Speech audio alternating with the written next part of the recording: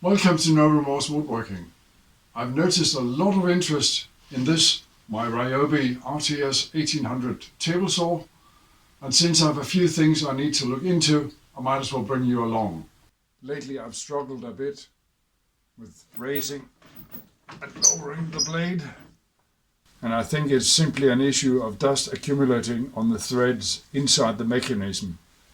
It's difficult for me to show you with the table saw in this position, so for demonstration purposes I'm using this nut and bolt.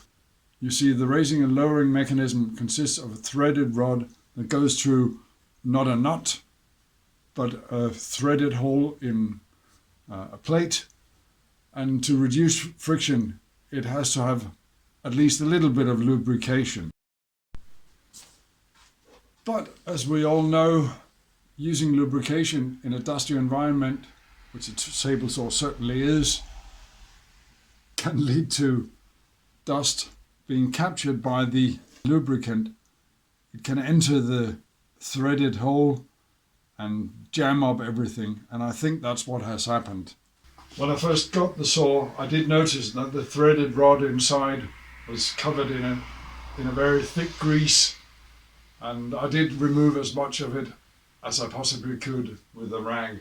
I suspect that what little grease remained has now gathered enough dust to make it very difficult for me to raise and lower the blade. To work safely, I will first unplug the saw before proceeding with any other work. I will also remove the blade just to make it possible for me to crank the mechanism when the saw is upside down. Now I just need to remove the tabletop and unbolt the cabinet, then I can flip over the saw.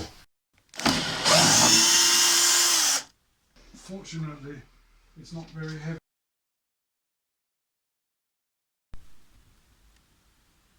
And as you can see, there's quite a lot of dust and dirt. There's not much space in which to work, but by applying a little bit of solvent and using a soft brush, I can remove much of the remaining grease and dust from this threaded shaft. I'll turn the handle to make the mechanism go up and down, just to make sure I don't leave any dust inside the nut.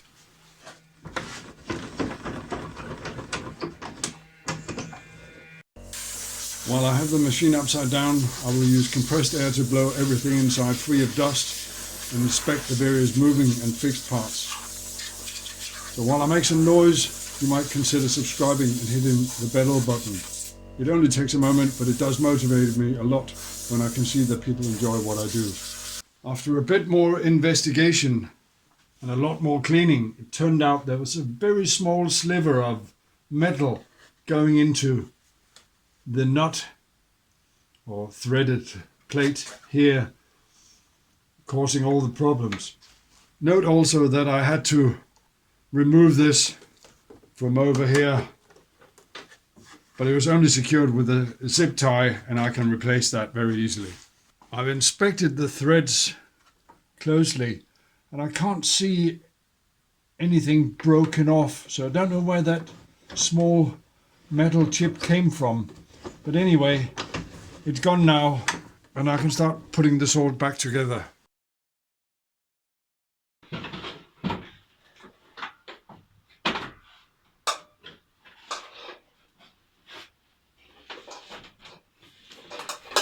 After flipping the saw back over and reinstalling the blade,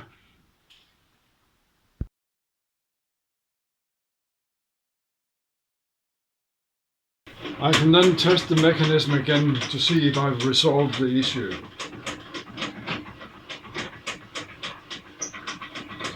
And it does appear so. Then it's just a matter of bolting the saw back onto the stand, reattaching the plywood top, plugging it back in, and I can get back to work. Please notice that I have removed the accessory drawer from underneath the saw. While it was very convenient for storing the miter gauge and other parts, it had the unfortunate effect of allowing dust to accumulate inside the body of the saw, resulting in overheating. Instead, I have made this side cabinet, but since it's a later modification, it's neither elegant nor exactly as functional as I would have liked, but I had to make do with the space available in my existing stand. Speaking of the stand, it is very basic and just held together with screws, so that if at some point I should want to, I can take it apart and rebuild, modify or reuse it. It is heavy and sturdy enough that it stays put when I'm cutting, but still light enough that I can move it around as needed. I hope you've enjoyed this video of cleaning and maintaining my table saw. Please remember to subscribe before you go on to watch some of my other videos. Thank you very much.